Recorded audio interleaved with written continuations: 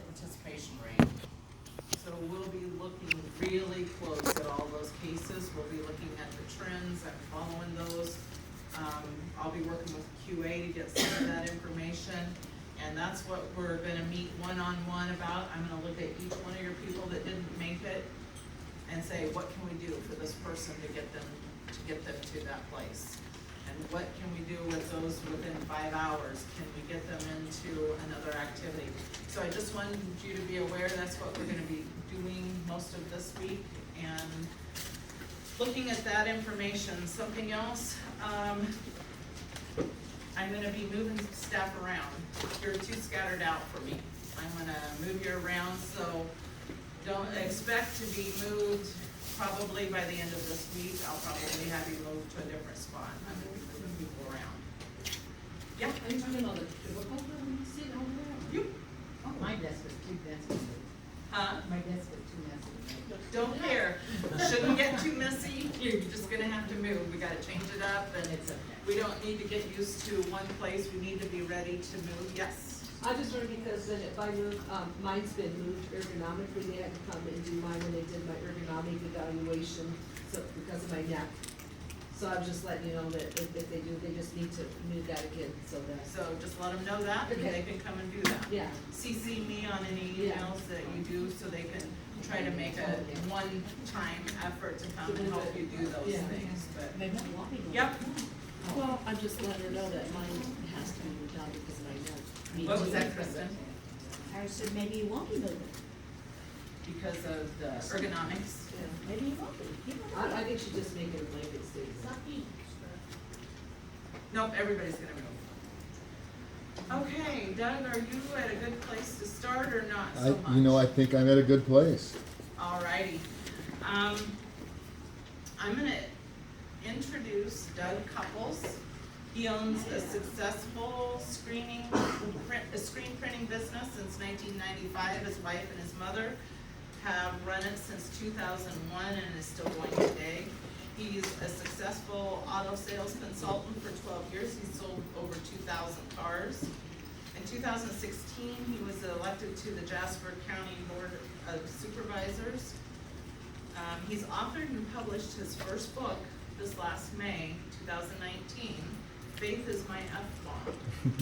And he's gonna be selling some of those back there, after he gets done, if anybody's interested in buying that. He's been a youth pastor and worked with preteen and teenage kids since he was 24 years old. He's advised and mentored dozens and dozens of young people for over 23 years. He still gives sermons 2 or 3 times a month. Every fall, he finds time to coach 5th and 6th grade tackle football. His greatest accomplishments outside of his family and faith is a relationship he's built with people. Some may be his own age, but most are either older or younger than he is. He's called to either mentor or to be mentored. His life is better because people invested in him, and he wants to do the same for other people. Today's speaker is Doug Couples. Doug and his wife Missy live in Newton, and they have 3 kids, 3 great kids, not just kids, great kids.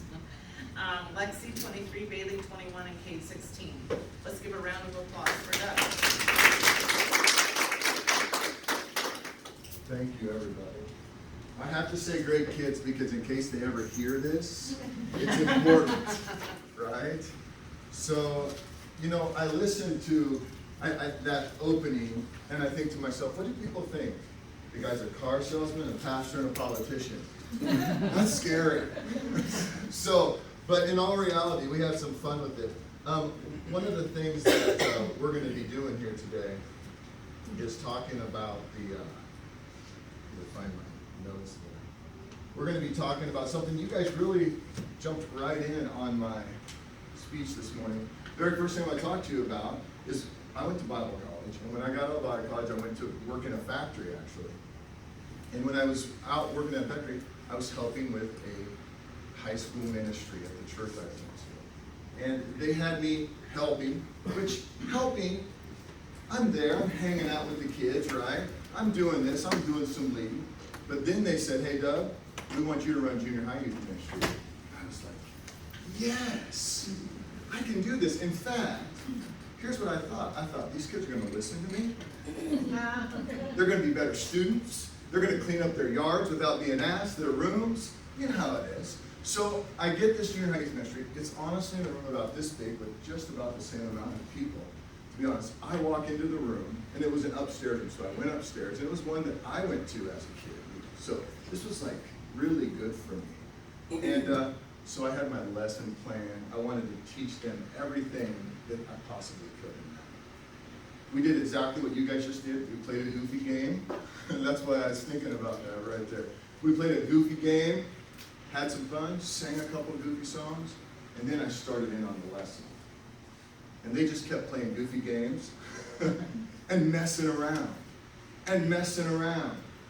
And I went from thinking hero to I don't know what I'm going to do, right? These kids can't pay attention. They don't know what they're doing. And so I say, you guys need to be quiet and listen. Might simmer down a little. I said, you guys need to listen. And then I finally said, you guys frustrate me so bad. I mean, I was like hulking out, right? I was like, I'd lost my whole entire agenda. And one of the kids in the back, they kind of got quiet because I was upset. One of the kids in the back starts laughing. I said, what is so funny? He said, you don't stay frustrated, right? The crowd erupted, and looking back, it would have been hilarious when I was in junior high. But I went home that night, after that, that night, and I went inside, and my wife says, and I was still frustrated, but I went inside, and I said, and my wife goes, hey honey, how was youth group? And I said, next week, somebody dies. I mean, that's the way I felt. And she came up to me, my wife, put her hand right here. This is my wife. Lovely little Missy. She put her hand right on my chest, on my heart, and she says, it'll probably be you. Yeah.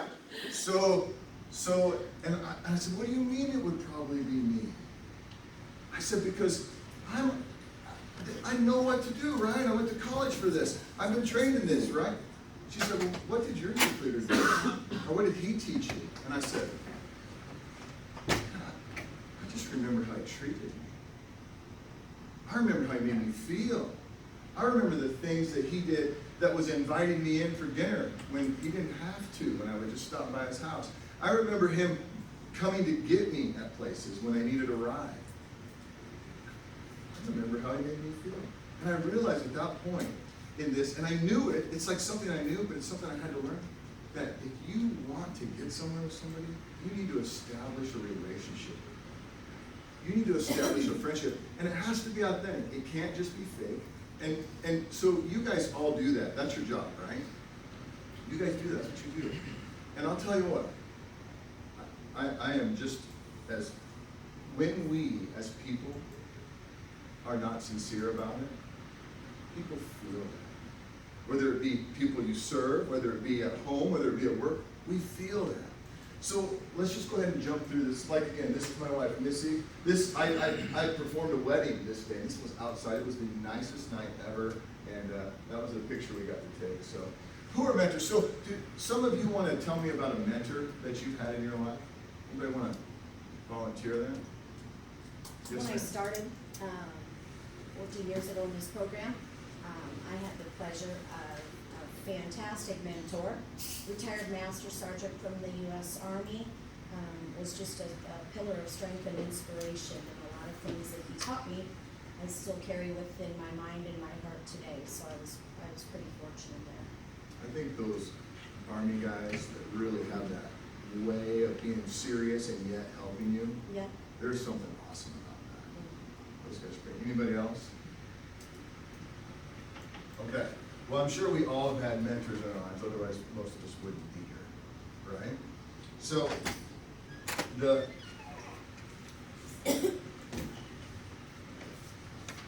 so we talk about mentors and who they are. And we think about the word mentor, and mentor is coach, mentor is guide, mentor is multiple things in our lives. And I got written down here in small print because that was one of my notes. A mentor is a person who has certain character traits, skill sets, or accomplishments that they are willing to share with others, that others would seek out. And what I'm getting at in this is all of us are potential mentors, but all of us are potential mentees.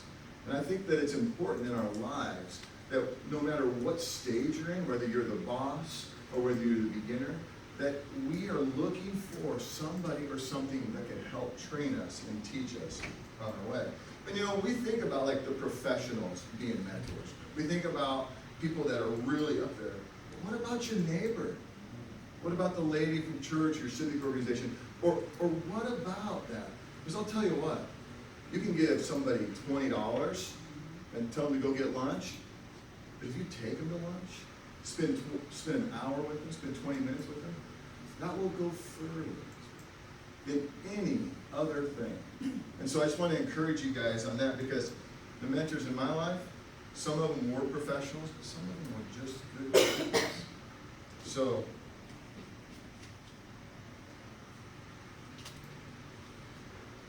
all right, so let's go to the next slide. So these guys, right? These guys are who we tend to think of, like I just said, being a mentor. They all look professional. This guy's just saying, I'm good. I don't need to be a mentor or whatever.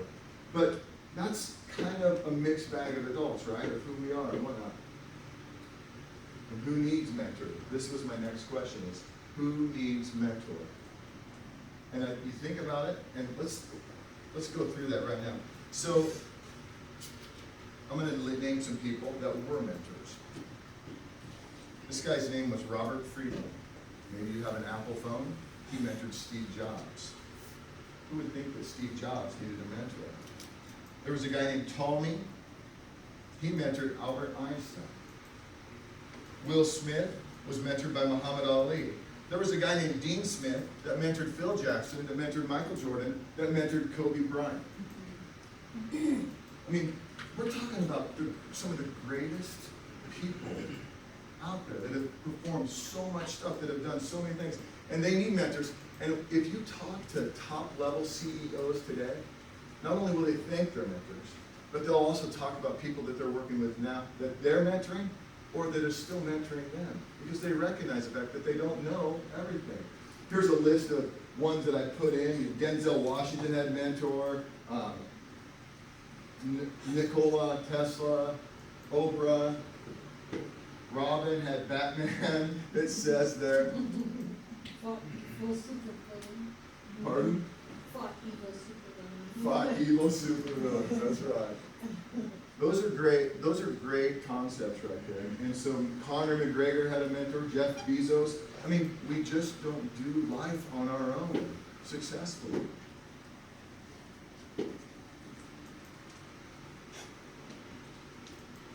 All right, I went back to these guys, right? So now, these are the same people that we would look at as mentors. But the truth is, they also need a coach, need a mentor, someone to help them, someone to show them how. Now look at this picture. And most of us, when we would say in our world today, who needs a mentor? We would think about maybe someone who's poor. But this kid, just a normal kid. This girl, maybe she's broken up with her boyfriend and she's having trouble. Maybe this girl is having some mental issues. And this guy, he was actually spray painting the building when we got this picture.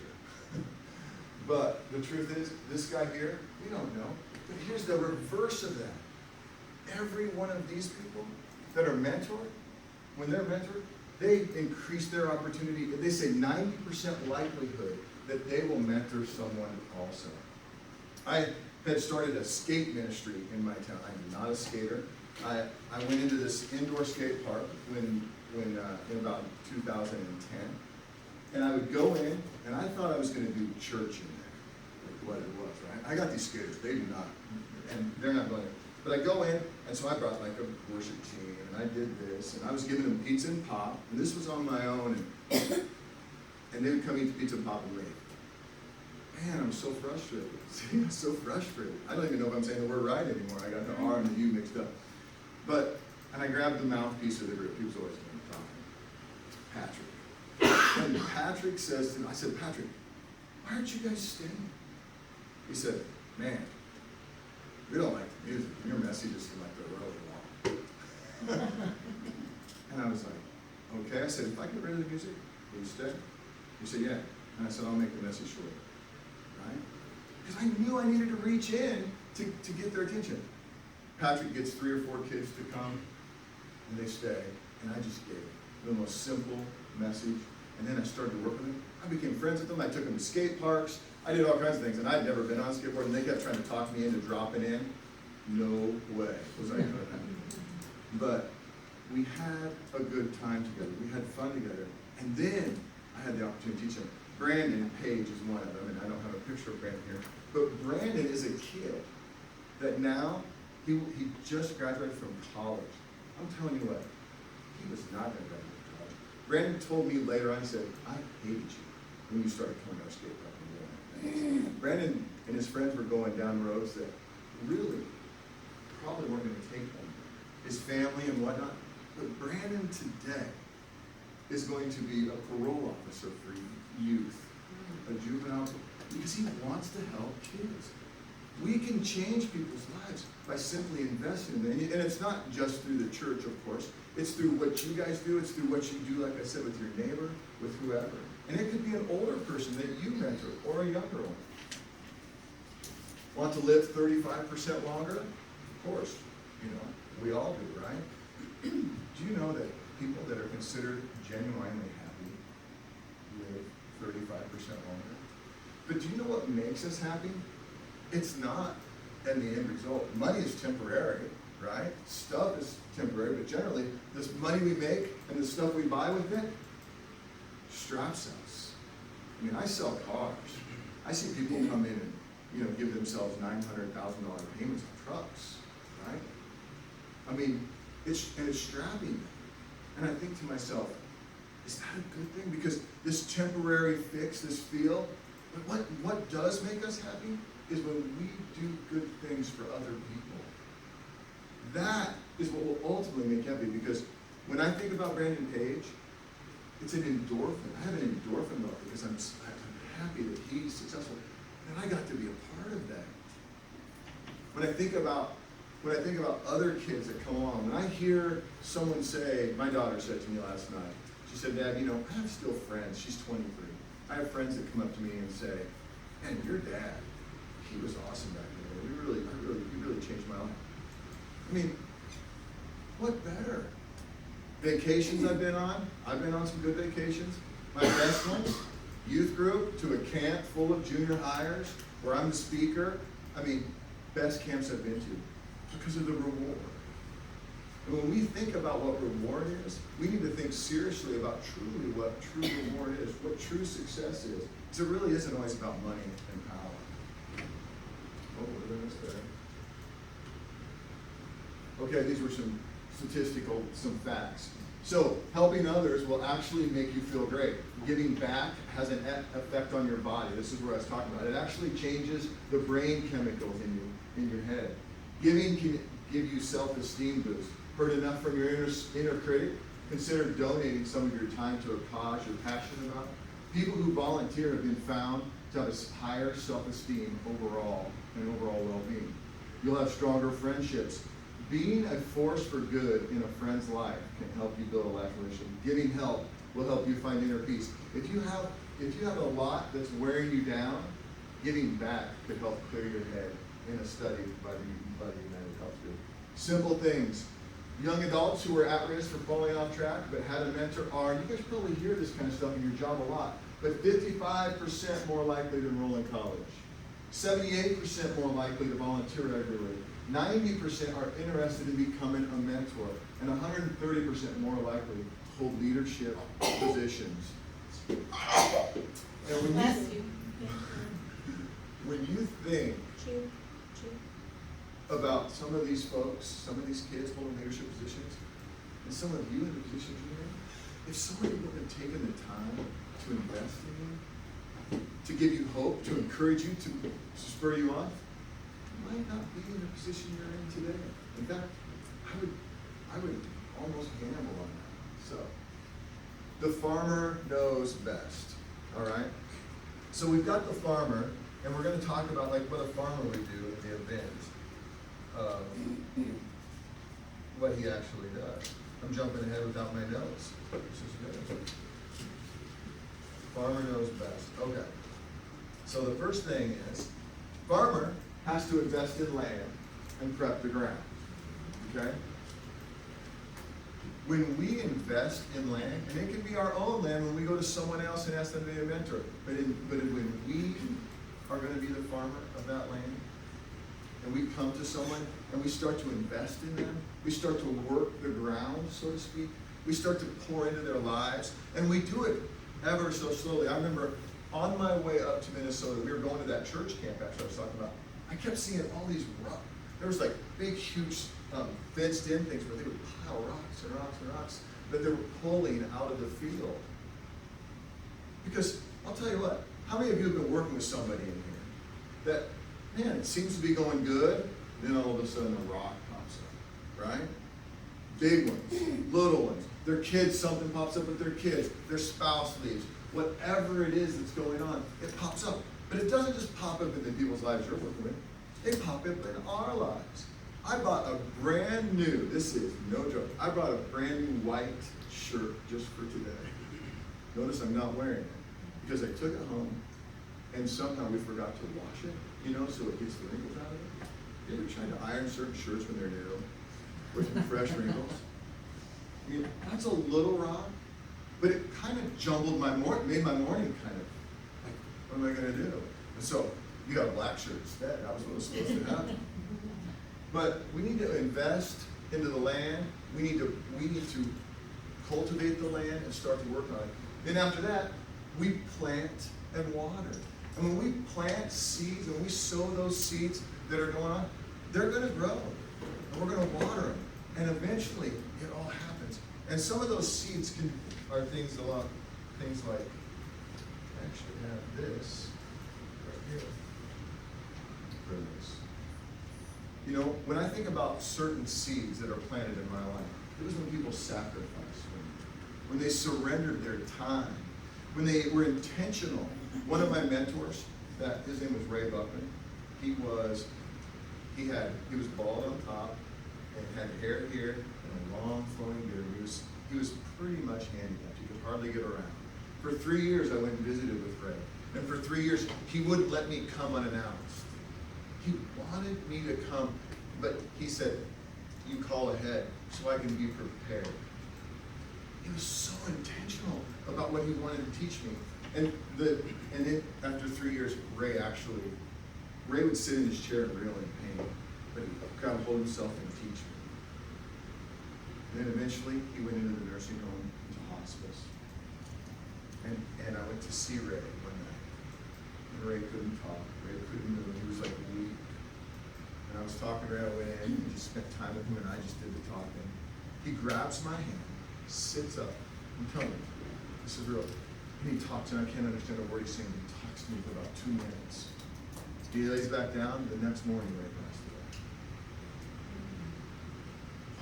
What an example of someone that's intentional about what we do. Because we get so flippity-floppity about our lives and what we're doing and this and that. But Ray would put everything aside to make sure that he was being intentional teaching. Go to his funeral, celebration of life, right? And I'm thinking, they asked me to speak as one of the speakers. And they let other people come and speak first. And he'd been doing this for 40 years. I didn't have nothing left to say. Because he was intentional the whole time. He was consistent. Ray had planted so many seeds, so many things that happened, that 5 other people before me had the same story. I felt like I'd sat in the living room with him. And I sat on the couch, and he sat in his chair. And I tell you what, I have this weird feeling like, he sat here. Like, I mean, that's the way I felt as an adult.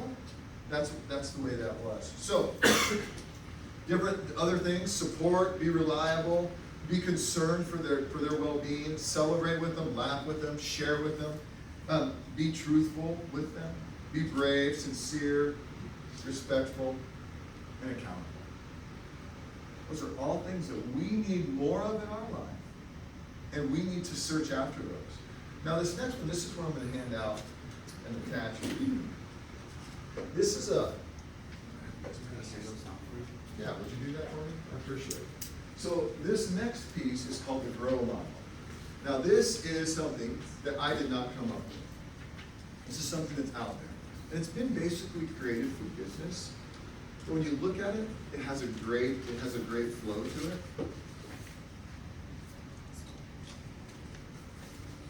It has a great flow to it, and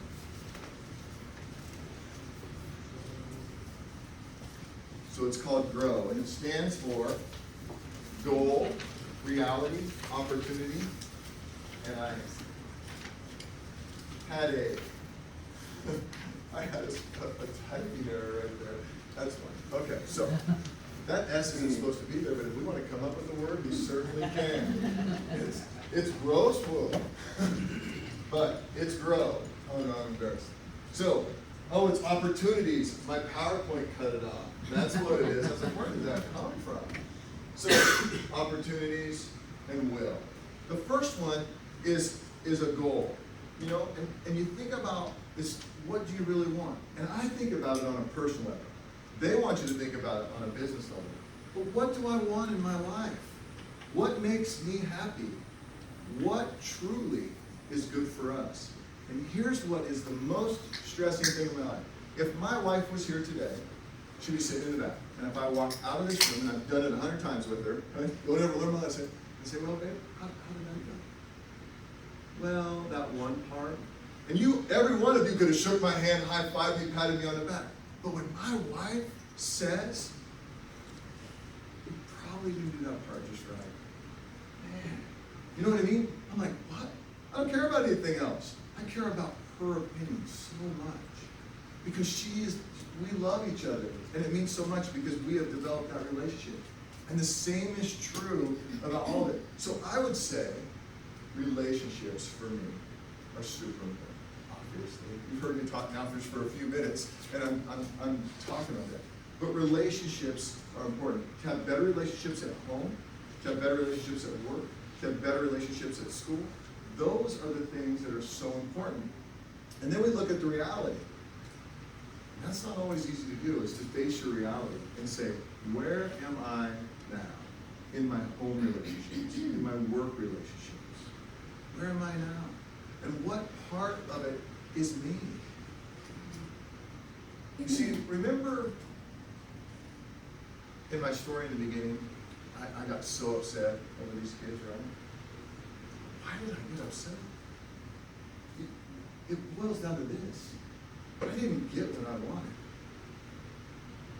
See, my daughter Bailey, if she's the middle one.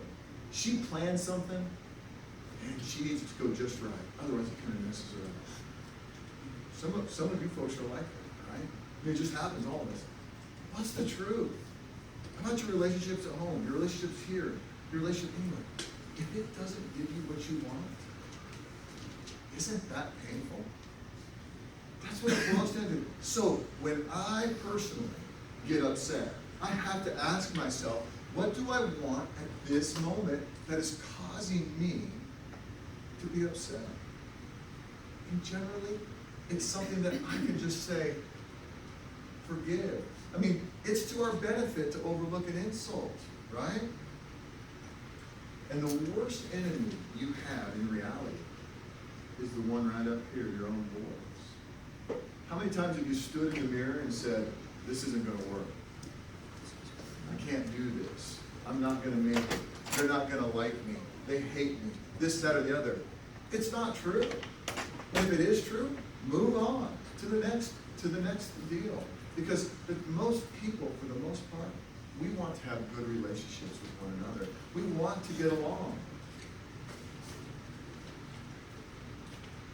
All right, the next one, opportunities. What can you do? Opportunities. There's lots of opportunities out there. But if we follow some basic rules, like for instance, the golden rule, right? We all know it. Do unto others as you have them do unto you. It's a no-brainer. We have that as a rule in our world. And yet we don't follow it. I mean, was it Eileen? Oh no, Irene, right? It was Irene. So let's say I say hi to Irene, and Irene, it's nice to meet you, and then I walk away and go, man, Irene's mean to me, and she's not, by the way. She's very nice. But if I say that to someone else, didn't I just beat up the golden rule? Didn't I just take it? Because if Irene was to go do that about me, it hurts me. Everything we say and speak, if I say something to you about someone back there, it hurts them. Even though they may never hear it, you may never tell them. It hurts them. Do you mind really quickly? Me and Mitch actually do a workshop, and we've had to upgrade the golden rule for that very reason. It's platinum rule, which is treat others as they want to be treated. Oh, okay. See that? Very good, the platinum rule. All right. Had to up it up a little bit, so. Well, They do want to. you know, there's a little saying about, we've always had since we were kids, or that our parents try to teach us, leave things better than you found them, right? We need to leave people better than we found them, right? And the way we do that is we encourage them, we invest in them. We don't lie to them. I don't tell him, by the way, I think you're gonna be a pro basketball. You're gonna make it. Thank you. You're gonna make it. I mean, no offense, maybe you will be, but if I knew you, I mean, so, but it's important we tell the truth, but yet it's important that I say, you know, not only like, hey, superficial, like, I love your wood bow tie. It's the first time I've ever witnessed one, so this is good. But not only that, but I appreciated you helping me here. That's a big deal, and this is sincere, because I'm not a techie. I don't know what I'm doing with these computers. In fact, I'm probably behind on slides somehow, some way right now. But in all seriousness, You're welcome. that is simply how you build a relationship. When you don't get what you want, stop. Collect. Go think about it. There's a guy named John Gotham, and he has developed a marriage counseling type criteria. He has this thing, and he calls it the 4 horsemen of the apocalypse of a marriage. And this is of any relationship. And it is this: criticism, start with criticism, contempt, defensiveness, and stonewalling. Now I'll just talk about me and my wife, because that's the fair one to talk about, right? If my wife is critical toward me, I may get a little contempt toward her. So I start to have some contempt. And if one of us doesn't stop this right now, then it goes into her being defensive over my contempt. And then her defensiveness I let myself become a stonewall. Have you ever been stonewalled by somebody? Where they build the wall up and won't let you talk to them? They still, like you don't even exist? It's horrible. And it's really horrible when you do it to somebody that wants a relationship with you. It's important that we stop that sooner. So let's say my wife is critical of me. What I need to do immediately is ask her what she meant by that. Because so often, her criticism isn't doing anything. Not 90% of the time, it's not harm. Right? And I'm taking it personal, or vice versa. It's important that we do that. And if you're a stonewaller, because I can't beat my wife in an argument. I don't know how all y'all rest of you do. My wife's going to win. Now 5'3" of her is going to beat me at an argument. I tell her now, sweetheart, I really need 10 or 20 minutes, and let's come back and talk about this. Because otherwise, I'm just going to do it. It's got to happen. Because if I don't do it, I let that old kid in me start to come out. So, Gandhi said that if you want a change in the world, you be the change. It starts with us. 4, will. What are you going to do? I talked about 4 horsemen. And you're the one, honestly, that has to change. Michael Jackson, I'm looking at the man in the mirror, remember that song? It's who it's about. It's about us. You're the one that needs to make the change. And these are actions that you can do, of course, to help others also. But when I read through them, every time, I still think about what has happened with me in my world, in my life. Because it makes me take heed. All right.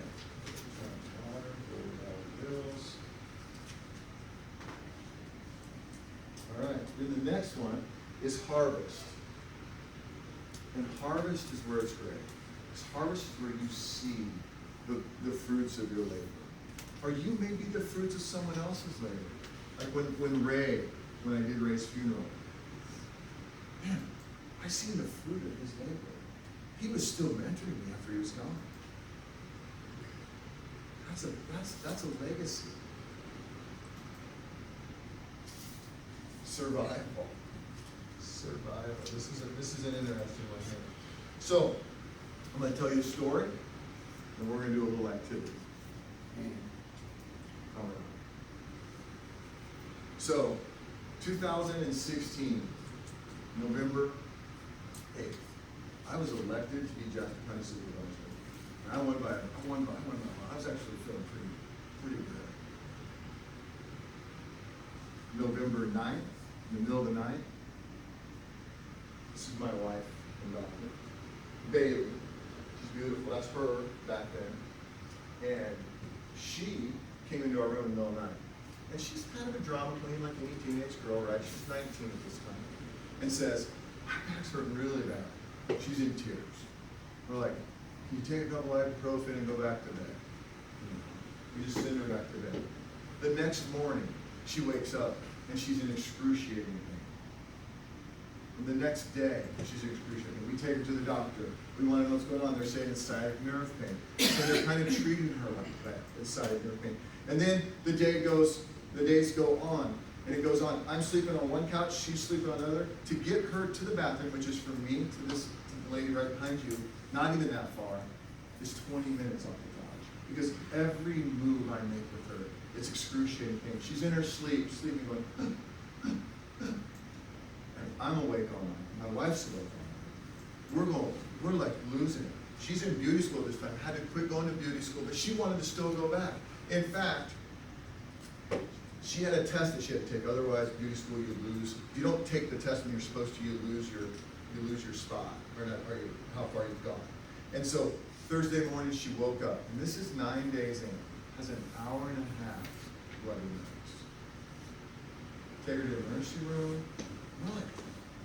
We're wore out, right? We're just wore out. And then she wanted to go to school to take that test. I'm like, Bailey, you can't even stand up. She's like, I need to take it. We took her to school. I went to Barnes & Noble and waited for her because it was over here in West Des Moines at Aveda. And I waited there, and I found this book, How to Tell Your Story. And man, I was sitting there looking at that book thinking, oh yeah, I can tell a story, right, about things that have gone on. We go back, pick her up, we take her to the chiropractor, which we'd seen the chiropractor a couple times, and he wouldn't do nothing. He just said, bring her in to see her. This time he said, you go get her a blood test first thing in the morning. Don't do anything else. My wife takes her in for a blood test first thing. I'm on my way to work. She calls me and says, they don't want to give her a blood test. I said, well, you tell them I'm coming back. If there's no blood test, there's going to be trouble. So what am I going to do, right? We get back, they've given her the blood test, hadn't had results yet, sent her down to physical therapy. We wheeled her down to physical therapy. Moving her from the chair to the table was unbelievable. Jane, the lady there, cried. It was that bad. It was unbelievably bad. Doctor comes running in. Says, don't do anything. We've made you an appointment, and you guys need to go immediately to John Starr Cancer. Our world was like blowing up. He read off what it was, and I said, is it cancer? He goes, I'm not going to say that. It was obvious that that's what it was. We took her, they took her in, they asked her if she wanted to be in a study to help, help her. She said yes. They said, well, there's things that make it so we can't do it. And one was, the first one, when they tried to take bone marrow out of her hip, it was dry. They had to core it. They couldn't even take it. She had childhood leukemia at 19 years old. At 19 years old. Beautiful, healthy, young woman. And she was a trooper, actually, through this. And her mom, I get emotional, I'm sorry. Her mom was amazing. She was with her every day. This is like day 2 in the hospital after she'd gotten a little relief from some drugs and stuff. And she's saying, hey, it's going to all be good. When she was in the hospital, having that same movement problem, they were moving her, trying to move her with sheets. You know how they're trying to pick her up on a board? Mm-hmm. And we would hear her screaming to take x-rays on, how the table's hard. Just Just crazy. And so all of this went on. They were in the hospital for a month the first time. And Missy would go in every day with her. Then about 2 weeks in, 3 weeks in, whatever, Missy would start getting up at 3:30 in the morning, coming home. We own a screen printing business. Working till noon, going back. I mean, she was the example of what truly it is. And granted, she's a mother. And if you guys are not, if you ladies are mothers out there, we'll do it. You'll do it. Now, as fathers, we'll do it too, but it is different. I don't know, in my world it's different. I'm not saying I won't do it. I did everything I could. But my wife was truly amazing. This was her. She has fun. This was her baby picture. And so she was saying, hey. She actually has, I think she might have more hair in that picture. And then, but Bailey goes on to become a mentor herself. And she went back to school at Veda Institute.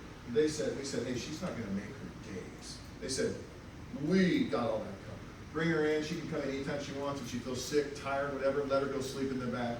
They were amazing. So I've got the highest regard for that at Veda School. But this little girl here, Bailey got to shave her hair off first. They took her to Bailey, which is a perfect example of somebody that can win, right? So they gave her hope. Bailey has, when she was in the hospital, she would go and get these other little kids and little girls, and she would paint their toenails, and she would do things with them. She would mentor them and get them through this. There's a little girl named Peyton that's still there in the hospital since this whole thing has happened. March 3rd was 2 years of her being without cancer. April 2nd was 2.5 years of chemotherapy, but it ended. So she got off of chemotherapy. So Bailey is doing well today. She is, this is her today, and beautiful, and she's doing really well. She still has struggle moments. When you have that stuff happen to you, get fused yourself together. She's bought she's got a therapy dog on reserve, so she can start going in with the therapy dog. That was one of her favorite times, and seeing kids and whatnot and working with them. And that's my wife, and then that's my wife, and that's Lexi, my other daughter. My son did not make the reel, don't tell him. But if you want to know what he looks like, he's a 5'10" version of me. So, he does, he gets it all off. But what I'm telling you is, when it boils down to life, we stopped caring about money. We stopped caring about other things. We were going to do whatever it took. I would have sold everything I had and flown her to Australia. I mean, I didn't care, right? I wanted my daughter to live. And thankful for Blank Hospital. They did a great job there. And when you get childhood leukemia at an older age, if any of you in here got childhood leukemia, you'd be in Blank. Because that's where their team is, if you need that. Because that's what they do in that particular place. So they did a great job. And this is our, hey, he did make the reel. This is our family, just a few months ago, and a couple months ago, maybe that was in the fall. I don't know, it was somewhere along those lines, but it wasn't too long ago. And great looking family, and I'm excited that everything is happening. Lexi's 23, does permanent eyebrows and eyeliner. Bailey's cutting hair. She also works at Jethro's on the side, so if you go to Jethro's now too, you may see her there. Kate is going to be a pro football player, just asking. And my wife runs our business and enjoys life. So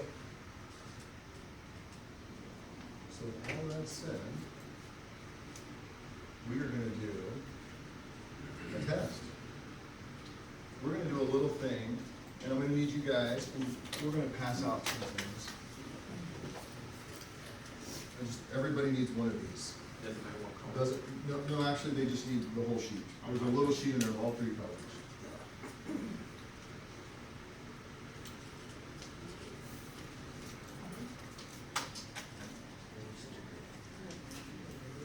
This guy's a good helper. Well, that Everything. tie is really you. I'm just Well, saying, it thanks. really fits your personality. I like it. My kids know me very well. Tell them they did a good job. I didn't have to, I wore it yesterday.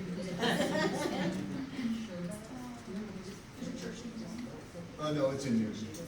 Yeah, so the church in Newton. Actually, the church I go to, Everybody get some? we're a small church, and there was a biker church also in our town, and they ended up having to move out of their building, and they joined us, so we're all together. So our pastor, the other pastor that I work with, he's 5'2", has a beard down to here, and he is a Harley dude all the way. He's a great guy. God probably don't matter what you look like, right? Huh? God probably don't matter what you look It don't matter what you look like, no, I mean, you would love him. He's a great guy. So in this exercise, I kind of want you to pair up. Just the person next to you, you know, or behind you, however you want to do it. Just pair up.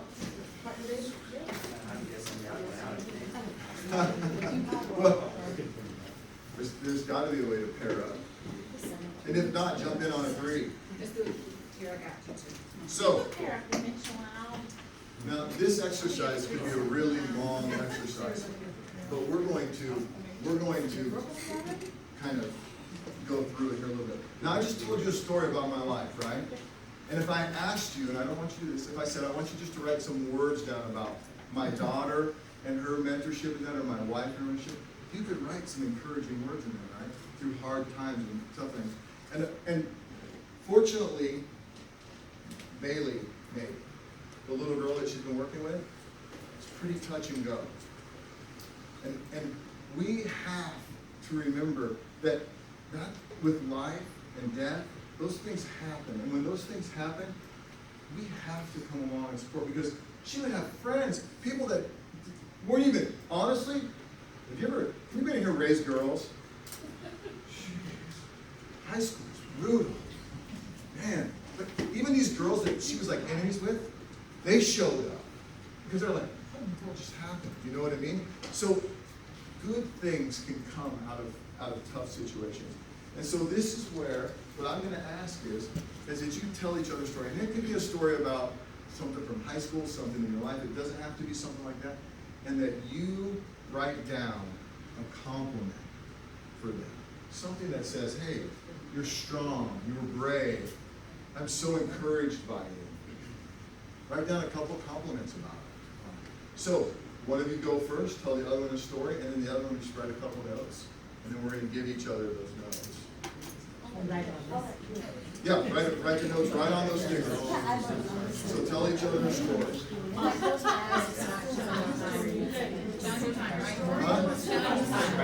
Challenging time. I would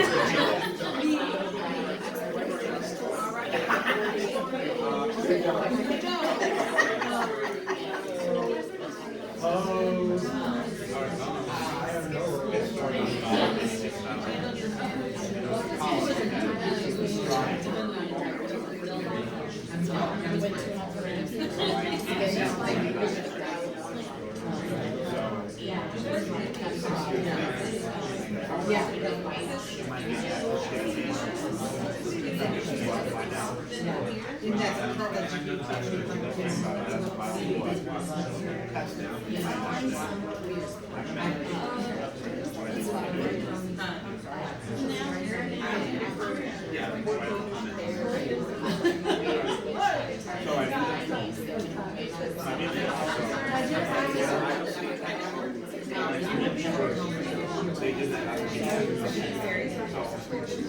I'm 25 years old. All these so I'm in there. They do all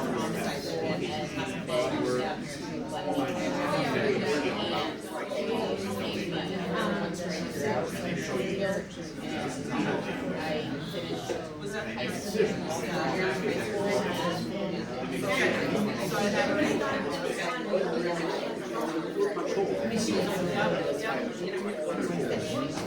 she always appreciated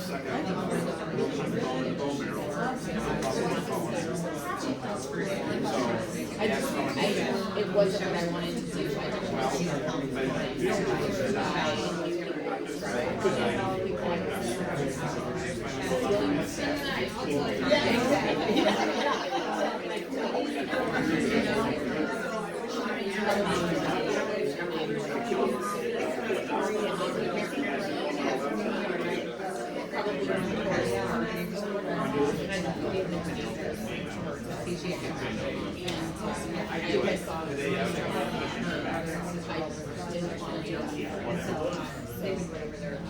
procedure. hospital gives, and I think they come out, you know, help. Down the United States. That's fine. Find out, success, you know, you're basically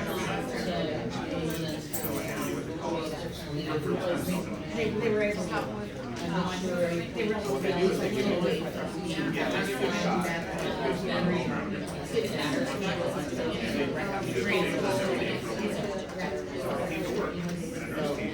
Even though I didn't know what I wanted to do, I knew that I didn't. Taking the shot to So I just took a bunch of classes. I gotta try this, I've heard about it.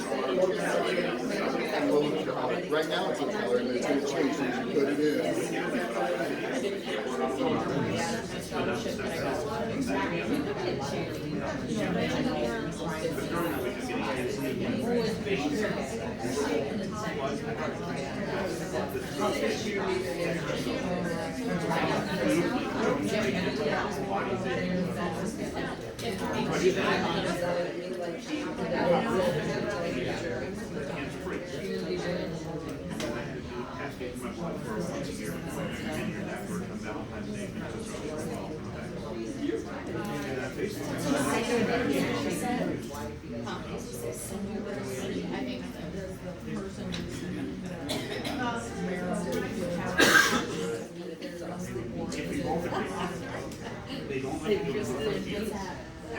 About feelings for me for the day. I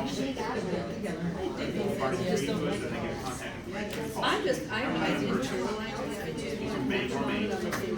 Oh, yeah, that's for darn sure. Like with the stuff that Shannon's dealing with people, you know, I've always had to be the patient, you know, I moved to. And it's a kid down the street, you know, the mother's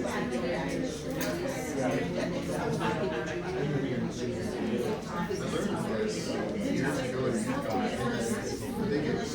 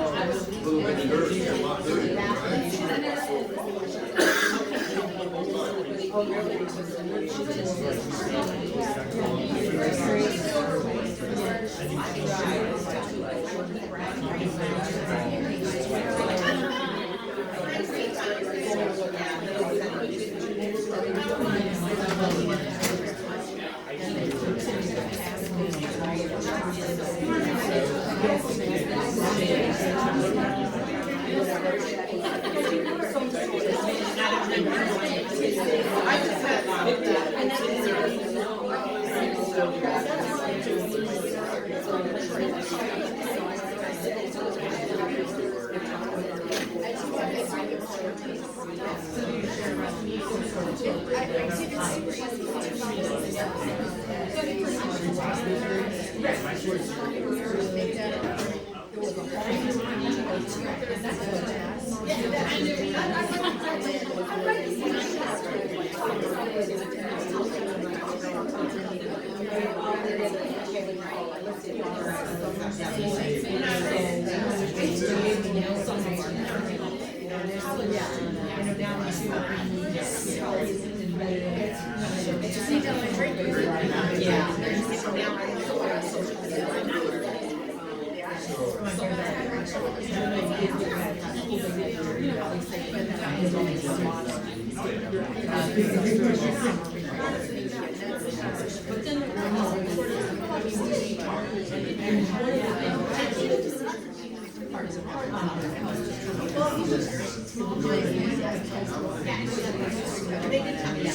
Yeah, so I do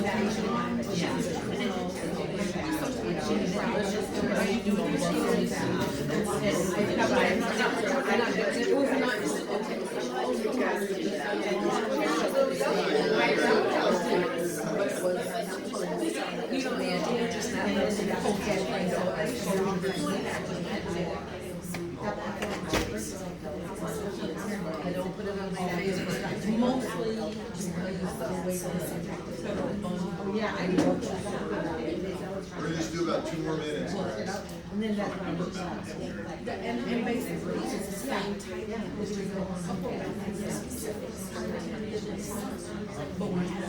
Really? Oh, and then, you know, my programs, like, I know from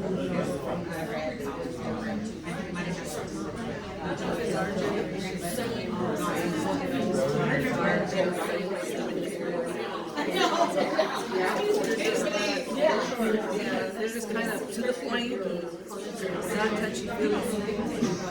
Let's just get on with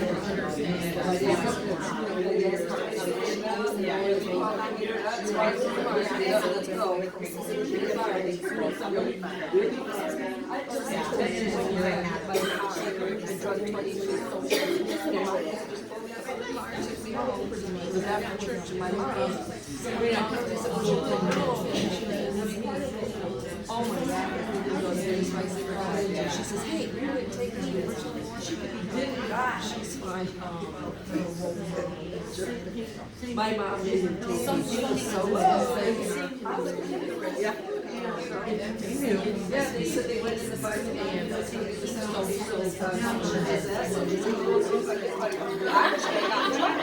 I told you to stay. Why would you get if I was in? All right, everybody. That was a bad decision. All right, I'm gonna finish up here. Attention. Yeah, Nick.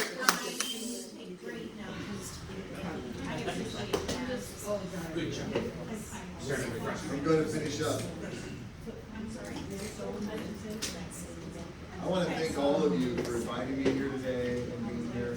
This activity you just did, imagine sitting and listening to somebody. They have no idea you're sitting there. You've got a sticky note pad, or you've got something, a piece of paper, and you're writing down these things. And you say, hey, this is what I just took from our conversation.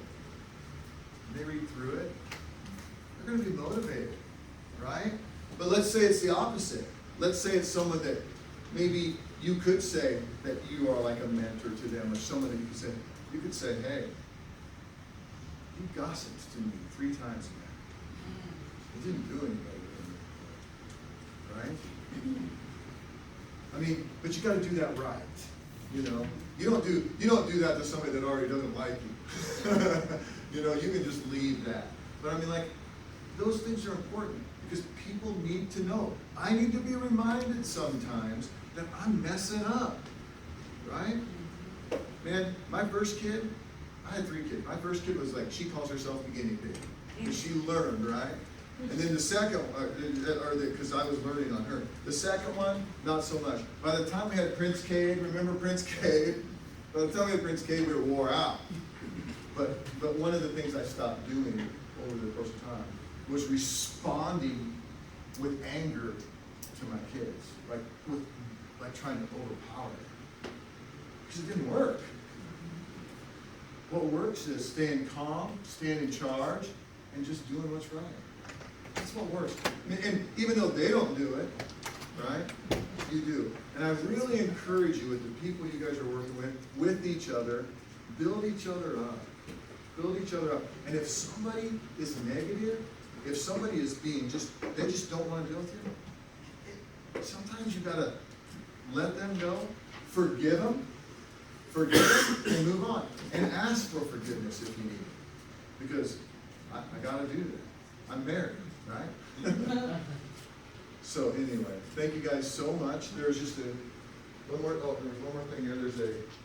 There's a mentor place here in Des Moines. It says Be a Mentor Des Moines is actually what it's called. And it's DesMoines.org. We have different organizations there, like Big Brothers, Big Sisters, different things that you can work with. My name and phone number and my email address is on both of those two handouts that I gave you. If you have anybody that, if you guys want to talk or whatever, give me a call. And also, if you know of anybody else that's looking for a speaker, I'd love that opportunity to do so. And I am going to be selling books in the back. And my book is called, I don't have a picture of it, but it's called Faith is My F-Bomb. When we started coming up with concepts about what we were going to do, I was writing down ideas about what I was going to write about. And I wrote F-bombs dealing with, your kids swimming. And I just kept going. I couldn't get it out of my head. I'm like, what's wrong with that? Why is that stinking in my head? And then eventually I realized, because the real F-bomb is not my F-bomb. Faith is what is my F-bomb. So there's 30 stories, most stories about things that have happened in my life. Maytag is one of them. A couple of the stories I told you are in there.